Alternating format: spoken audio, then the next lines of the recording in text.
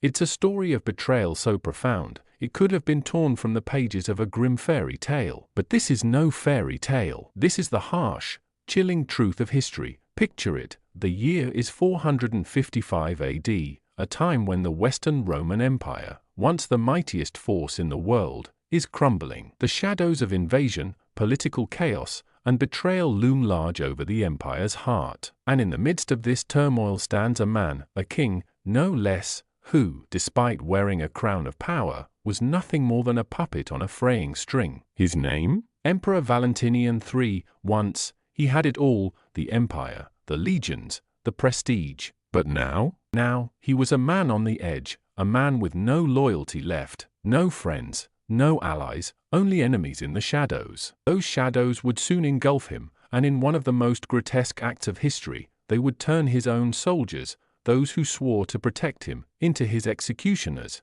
Can you feel it, the cold, suffocating air that clung to Valentinian's final moments? Can you imagine what it would be like to go from a king, a ruler of men, to a helpless prisoner beneath the very soldiers who once swore fealty to you?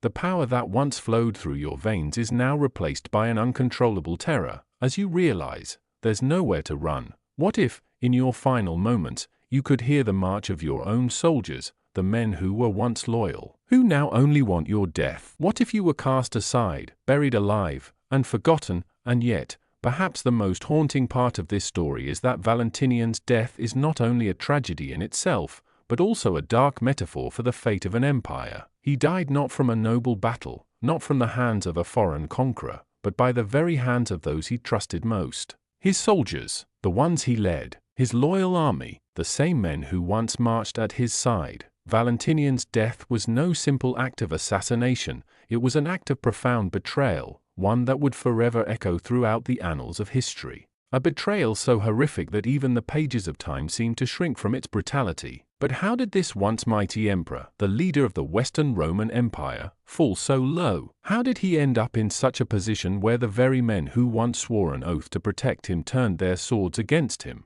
What happened in those final moments of his life, the ones where power, once so easily wielded, slipped from his grasp like sand through his fingers? To understand this dark tale, we must first travel back in time, deep into the final days of the Western Roman Empire. A place where betrayal was as common as sand on the shore and where even the mightiest kings could be cast down into the dirt, and it all begins with a mistake. The year is 455 AD, but the events leading up to this dark moment had been building for decades. The mighty Roman Empire, once a shining beacon of power and civilization, was crumbling. Like a great beast that had once ruled the world, it was slowly dying from within, its heart plagued by corruption, civil strife, and a weakening military that could no longer defend its borders. The empire was collapsing under its own weight, and all that remained were the ashes of its former glory. Rome, the eternal city, was a shadow of its former self. The streets, once filled with the sounds of triumphant soldiers returning from battle and philosophers debating in the public squares, were now eerily quiet. The once mighty legions, the backbone of the Roman Empire, were fractured and divided. Soldiers who had once sworn loyalty to the empire now fought for personal gain or for foreign powers. Political corruption seeped into every corner of the empire, from the highest offices to the most humble of homes. The Senate was a laughingstock, no longer holding any real power, and emperors were little more than figureheads, often controlled by powerful generals, corrupt officials, and foreign invaders. And in the middle of this chaos stood Emperor Valentinian III, a figure who epitomized the empire's decline. Born into power but never fully able to wield it, Valentinian was a man whose reign was defined by weakness, indecision, and a complete lack of control over the empire. When he ascended to the throne in 425 AD at the tender age of 6, the empire was already well on its way to its slow death. His mother, Galla Placidia, ruled as regent for the early part of his reign, but even her power was limited in a world where the imperial throne was only as secure as the strength of the men who stood around it. Valentinian's reign was plagued by a series of crises, each one more disastrous than the last. The empire's western provinces were falling apart, with barbarian invasions threatening to tear apart the fabric of Roman civilization. The Visigoths had sacked Rome in 410 AD, and the Vandals had crossed into North Africa, stripping the empire of its wealth and resources. These invasions were a constant reminder that Rome's once impenetrable borders were now wide open, vulnerable to the same barbarians they had once conquered. But perhaps even more dangerous than the foreign threats were the internal divisions that ravaged the empire. Valentinian was a ruler who was perpetually caught between factions, his generals, his senators, and his own family members, each of them pulling him in different directions, each of them with their own ambitions, plotting for their own gain. Valentinian, unable to command the loyalty of his own people, was like a puppet king, his strings pulled by those around him. In this volatile political environment, one man rose to prominence, Flavius Aetius, a general whose military prowess and political cunning earned him the title of Last of the Romans. Aetius was a man who could unite the fractured legions and hold off the barbarian invasions, but he was also a man whose ambitions were as dangerous as they were vast. He and Valentinian had a complicated relationship, one defined by both necessity and distrust. For years, Aetius was the most powerful figure in the empire, effectively holding the reins of power while Valentinian remained a figurehead. However, as the years went on, Valentinian's fears of Aetius' growing power intensified. Valentinian, paranoid and weak, feared that Aetius would eventually take the throne for himself. This fear led him to make a fateful decision, one that would seal his doom. In 454 AD, Valentinian ordered the assassination of Aetius, his once loyal general, in a desperate attempt to eliminate the man who had become too powerful for him to control. This was a tragic miscalculation, one that would come to haunt Valentinian for the rest of his reign. Aetius was not just a general, he was a symbol of Roman power. Soldiers loved him, and the people respected him. Killing Aetius wasn't just an act of political maneuvering, it was an act of madness that set the stage for Valentinian's tragic fall. As soon as Aetius fell, so did the facade of Roman unity. Valentinian's decision sparked outrage among the legions, many of whom had served under Aetius and were deeply loyal to him. Valentinian's move fractured the already weakened military, and the consequences were devastating. But it wasn't just Aetius's death that marked the beginning of Valentinian's end, it was the sense of vulnerability that now clung to him. Without the military support he so desperately needed, without the backing of the people, Valentinian had become a target for those who sought power for themselves. He was no longer an emperor, he was a man with a target on his back, a king with no kingdom to protect him. As Rome staggered under the weight of these betrayals, the story of Valentinian's final days began to unfold. His rule had reached its final stages, and the walls that surrounded him, those walls that once held the glory of Rome, were crumbling. The armies that were supposed to protect him were now turning against him, and the senators who had once bowed to his every whim were now plotting his downfall. Even his own soldiers, the ones who had once marched at his side, now looked at him with contempt. But it wasn't just the soldiers' discontent that marked the end for Valentinian. There was another faction rising in the shadows, one that had been quietly growing in power. Petronius Maximus, a senator, an ambitious opportunist, seized the chance to take power for himself. Maximus, seeing an opportunity to overthrow the weakened emperor, rallied his supporters and marched toward the imperial palace, determined to seize the throne. Valentinian, aware of the impending danger, attempted to flee the city of Rome, but his escape was as futile as his reign. He was captured by soldiers who had once sworn loyalty to him, soldiers who had fought for him in battle, soldiers who had once believed in the Roman ideal of honor and duty. But now, these soldiers were not marching to protect their emperor, they were marching to kill him. It is in this moment, with Rome in turmoil and Valentinian facing his final reckoning, that the true horror of his fate is revealed. For the soldiers, now no longer loyal to him, did not offer him a quick death. They did not execute him in some grand, noble fashion. No, what they did to their emperor was far worse, they buried him alive. The air was thick with tension in the streets of Rome. The once grand city, now a shadow of its former glory, was in the midst of chaos. The soldiers, once proud and loyal to the emperor, were now scattered like flocks of frightened birds, unsure of who to follow, unsure of who to trust. The walls of the imperial palace were no longer a place of safety for Emperor Valentinian III. They were closing in on him, each passing hour tightening the noose of his doom. The fateful day began like any other, with the emperor holed up in his palace, attempting to regain some semblance of control over a rapidly disintegrating empire. Valentinian was aware that his days were numbered, but he had no choice but to cling to the fragile threads of power that still remained. The rebellion brewing in the streets, led by Petronius Maximus, was a clear sign that the end was near. The senator-turned-warrior had long desired the throne, and the political vacuum left by Aetius' assassination had given him the perfect opportunity to strike. Petronius Maximus, an ambitious and ruthless man, had gathered a group of senators, military officers, and disgruntled soldiers who felt betrayed by Valentinian's rule. Maximus's forces stormed through the city, crushing any resistance in their path.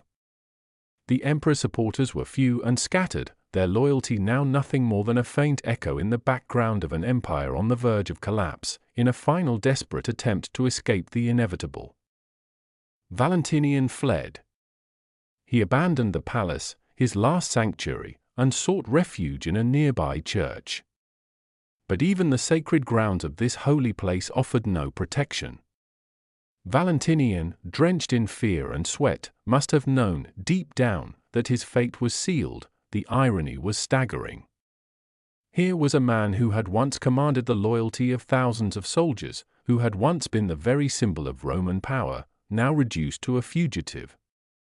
The emperor who had worn the crown of Rome was now running through the streets of his own city, unable to escape the tide of betrayal that was swallowing him whole. It wasn't long before Valentinian was captured.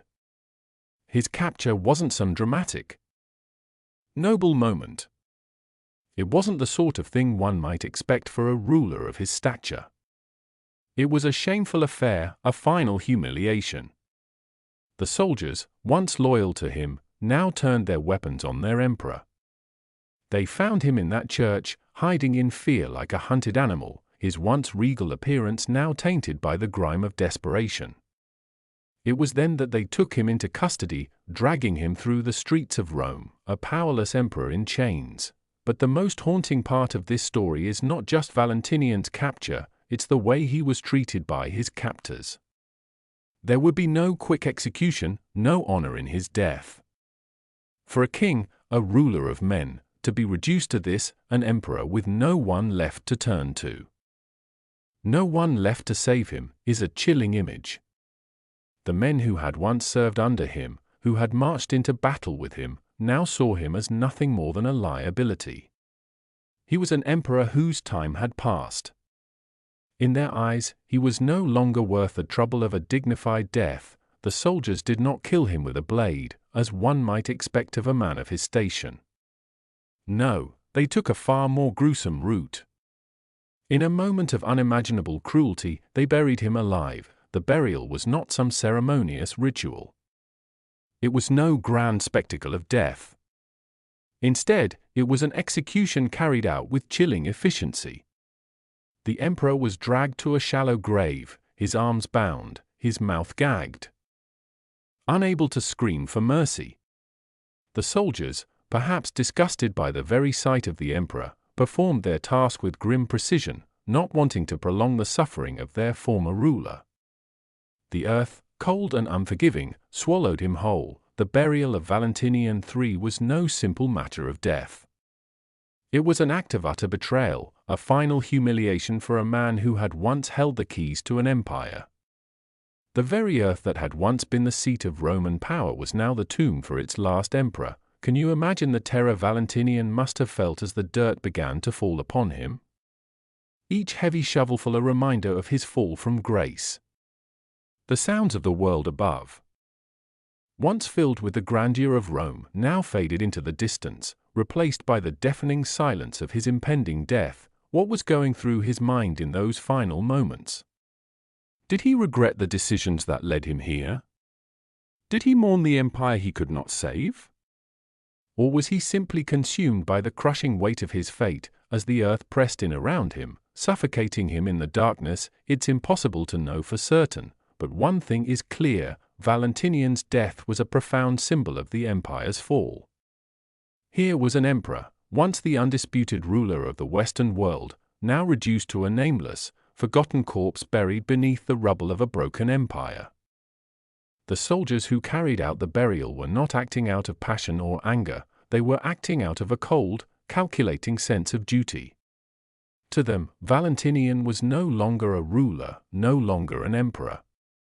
He was a failure, a man who had failed to protect Rome, a man who had failed to secure the empire's future.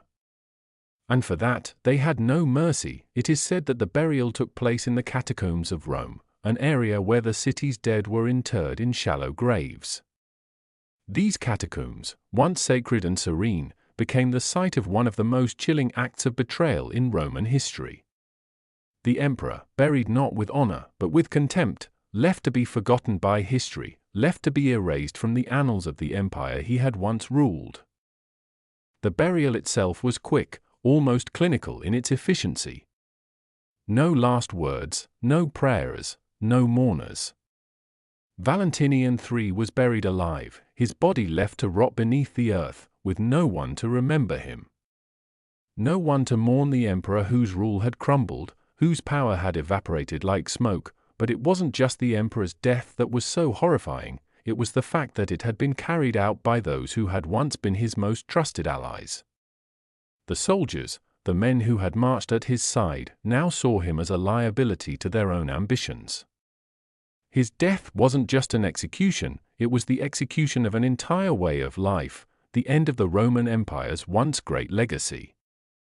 And so, Valentinian III, the last of the Valentinian emperors, was buried alive in the cold, dark earth of Rome, a king who had once ruled the world, now reduced to a forgotten corpse. A tragic symbol of how power, once so absolute, can slip away in an instant, leaving only the darkness behind. The story of Valentinian III's death doesn't end with the cold earth that sealed his fate. No. There is more to this tale, an unsettling aftermath that lingers like the ghost of a fallen empire. The horror of his burial isn't just in the way he died, it's in what his death represented, the complete and utter dissolution of an entire world. We must first pause and reflect on the symbolism of Valentinian's burial. For an emperor to die in such a manner, abandoned by those who should have protected him, buried alive in a shallow grave, was not just the end of one man's life, it was the death of an entire civilization. The Western Roman Empire, which had stood for nearly 5 centuries, was crumbling, its legacy buried with the last emperor to rule over it.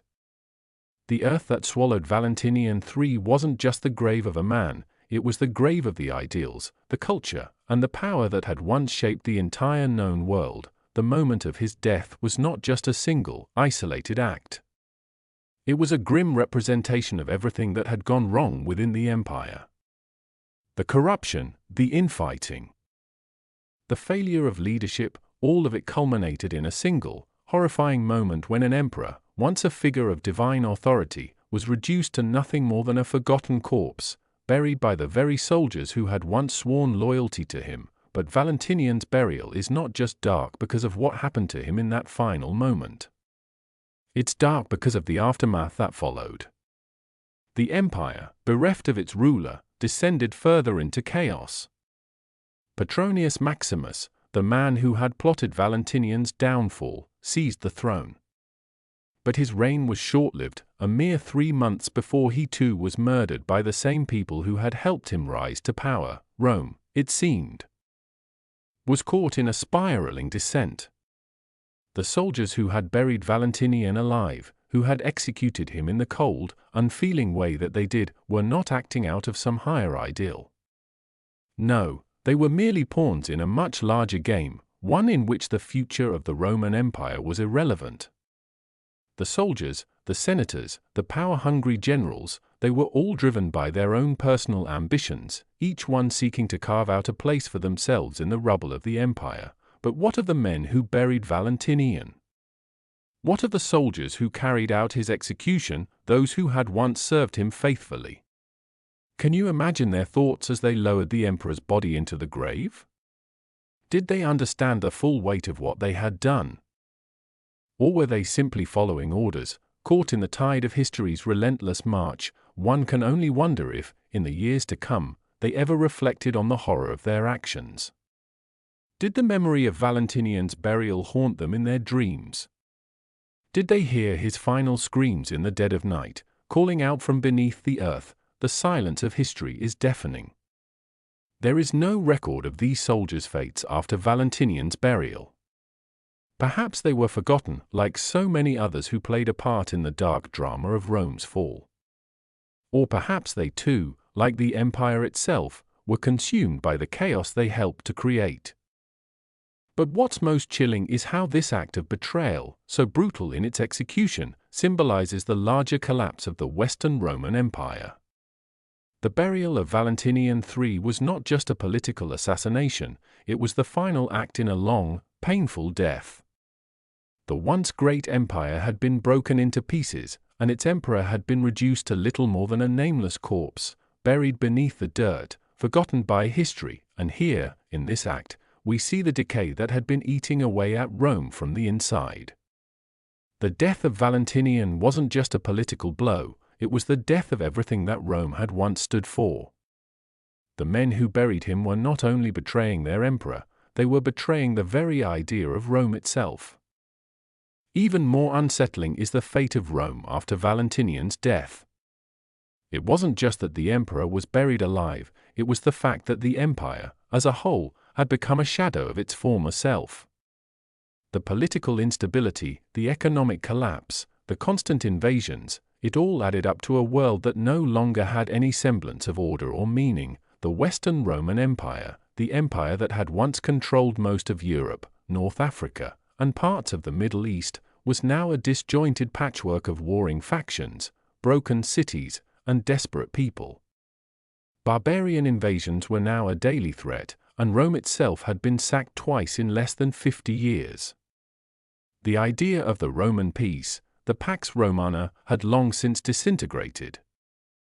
And the empire was on the brink of total collapse, but even more unsettling was the fact that no one cared.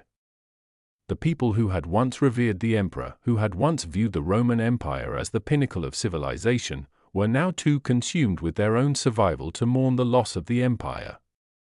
Valentinian's death was a moment of profound significance, yes, but in the broader scheme of things, it was just another casualty of the empire's slow, agonizing death. The soldiers who buried Valentinian were not the last to feel the weight of this decay. The fall of the empire was not a single, climactic event. It was a slow, drawn-out process that stretched over years and decades. With each new emperor, each new ruler, compounding the damage. After Valentinian's death, there would be no more great emperors to come to the rescue.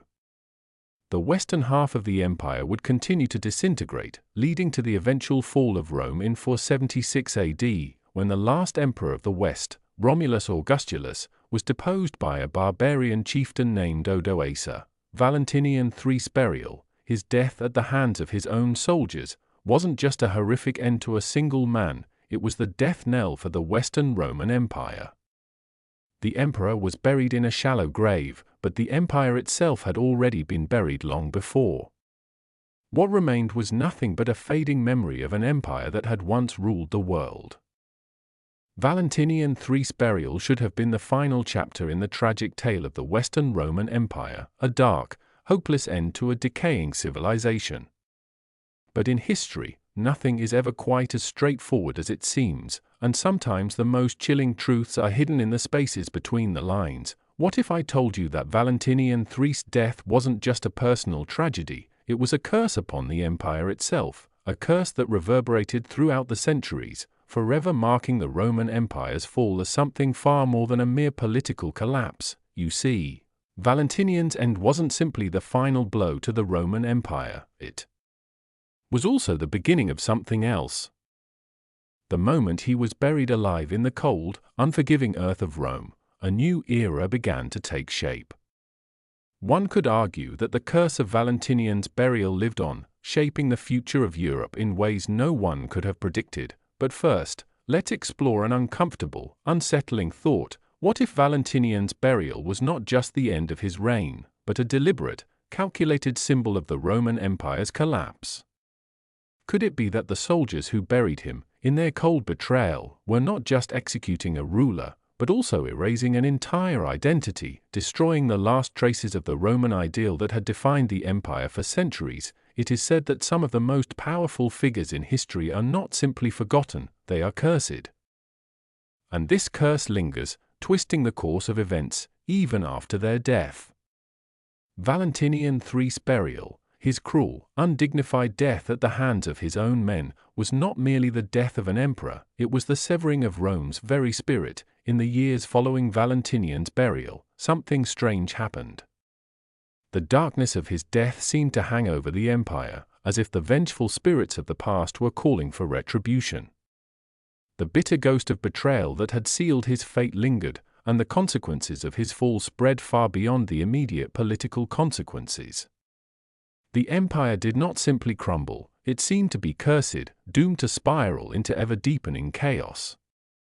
Consider this: after Valentinian's death, the Vandals, the very group that had raided North Africa and reduced much of Rome's wealth, would continue to wreak havoc on the Mediterranean.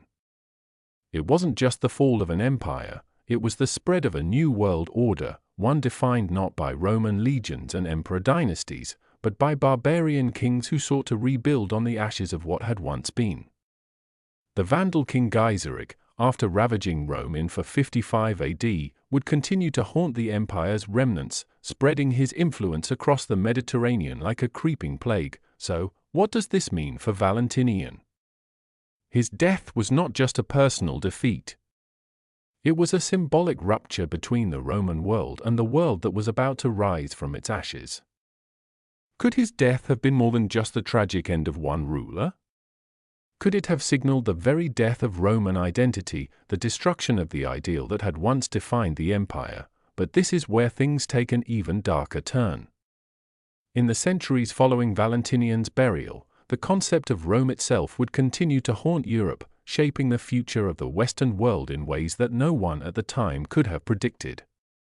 The legacy of Rome didn't simply fade away, it mutated, resurfacing in strange, unexpected places. Some scholars have suggested that Valentinian's death, so cruel, so public, was not just a matter of political execution.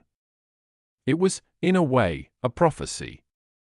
For those who buried him, perhaps there was something almost ritualistic about the burial, something that reverberated with the ancient curses of Rome, echoing the age-old practices of divine retribution. You see, by burying Valentinian III alive, by executing him in such a humiliating and horrific way, the soldiers might have unwittingly set into motion a series of events that would haunt the empire long after it was gone. The land that Valentinian was buried in, the very soil that absorbed his remains, became a mystical mark upon the empire. In a strange twist of fate, his death could be seen as a ritualistic cleansing, one that may have laid the groundwork for the Holy Roman Empire in the coming centuries. It was in this very same Rome, under the weight of centuries of decline and decay, that the foundations for a new Rome would be laid. Charlemagne, the king of the Franks, would rise to prominence in the 8th century and be crowned Holy Roman Emperor, claiming his title as a successor to the fallen Western Roman Empire. But it was not just a political rebirth, it was the beginning of a cultural and spiritual reawakening, an attempt to rekindle the glory of Rome. Even as the Western Empire lay in ruins, Charlemagne's Holy Roman Empire would become a strange continuation of the Roman ideals, a twisted legacy of the past. The title Holy Roman Emperor would be passed down for centuries. Long after the fall of both the Roman Empire and Valentinian's reign. It is as though Valentinian's very burial had imprinted a mark upon the land, one that would not allow the Roman identity to die completely, and yet, despite this cultural rebirth, the curse of Valentinian's death remained. Even as new rulers claimed the mantle of Rome, they could not shake the shadow of Valentinian's tragic end. The humiliation, the betrayal, the sense of hopelessness, these would continue to haunt the Western world, a reminder that the legacy of the Roman Empire was not easily escaped. But the ultimate question remains, was Valentinian III's burial truly the end of Rome? Or was it the beginning of something darker, an eternal cycle of rebirth and decay? Was his death not just an end, but a cursed beginning, one that would continue to shape the world in ways we still feel today? in the centuries that followed his death, the true nature of his burial would fade into the annals of history, and yet, the unanswered questions lingered. Was Valentinian III's brutal end a reflection of the empire's failure, or did it hold a deeper, darker secret about the continuing fate of Rome, one that would continue to haunt Europe long after the Western Empire itself had vanished? The story of Valentinian III is one of betrayal, violence, and the utter collapse of a once mighty empire. His death, buried alive in a shallow grave by the very men who once pledged loyalty to him, is a chilling reminder of the fragility of power. The echoes of his tragic end reverberate through history, not as a singular event, but as a symbol of something much larger, the end of Rome. And yet, even in death, Valentinian's story doesn't simply fade into obscurity. His burial was not just the last breath of an emperor, it was the final, haunting gesture of a civilization in its death throes. The brutality of his end reflects the desperation of an empire that had lost its way, a broken world that could no longer save itself from its own collapse. But perhaps the most unsettling thought is this: what if Valentinian's burial was not the end of Rome at all? What if it was the beginning of something darker, more insidious? His death did not bring closure to the Roman Empire, it brought an endless cycle of decay, reformation, and rebirth, one that would shape Europe for centuries to come. For centuries after his fall, the ghost of Rome lingered in the shadows. The ideals, the politics, the very culture of the empire were never truly gone. They were reclaimed, twisted, and distorted. The Holy Roman Empire arose from the ashes of the West, and with it, the heavy shadow of Rome's legacy. But every emperor who took the title of Holy Roman Emperor would carry the weight of Valentinian's tragic end on their shoulders, caught between the glory of the past and the brutal reality of an empire long fallen. Perhaps this was the true curse of Valentinian III. His death wasn't just the end of one man's reign, it was the curse that would follow the empire through time, a mark that would forever be imprinted upon the land, a reminder of what had been lost and what could never be reclaimed. Rome may have fallen, but its legacy, the dark, tragic legacy, never truly disappeared. In the ashes of its destruction, something was reborn, an empire that could never escape the shadow of its past. An empire that, in a sense, was doomed to repeat its own history of rise and fall, forever trapped in an endless cycle. So, as you walk the streets of modern Europe, or stand before the ruins of ancient Rome, take a moment to think about the man who once ruled it all. Think about Valentinian III, buried alive by those who should have protected him, his last breath swallowed by the earth. His death was a brutal end, but perhaps, in a strange twist of fate, it was also the beginning of something far darker. And as you stand there, surrounded by the echoes of an empire that once ruled the world, remember, some things are never truly buried, some things are simply waiting to rise again.